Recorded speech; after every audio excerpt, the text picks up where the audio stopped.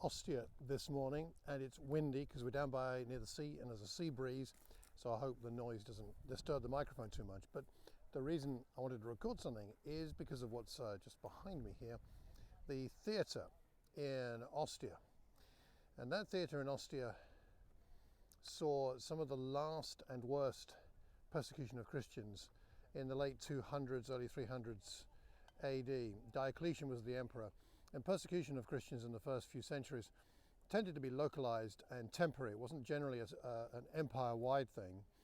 And Diocletian was one of those who had performed the most extensive of persecution of Christians, and a number of Christians were slaughtered right outside the entrance to that theatre behind me, just the other side of the walls there, in the late 200s, early 300s. It wasn't too long before Constantine came along, and then persecution was banned.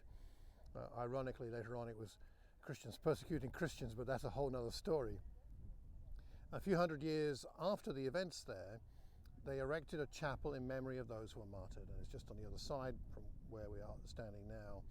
I think it's worth remembering that whatever difficulties come into our lives and whatever's happening, whether it's just a personal kind of opposition or whether it's state-sponsored or whatever is going on, it's all temporary.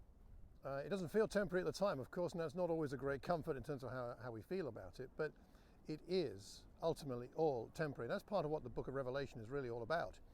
It's saying to the Christians of the day, what you're going through now, you will not be going through forever, and it may happen in your generation, but there'll be generations to come when things will be different, and ultimately it will be worth it. I mean, that's the other part of the message.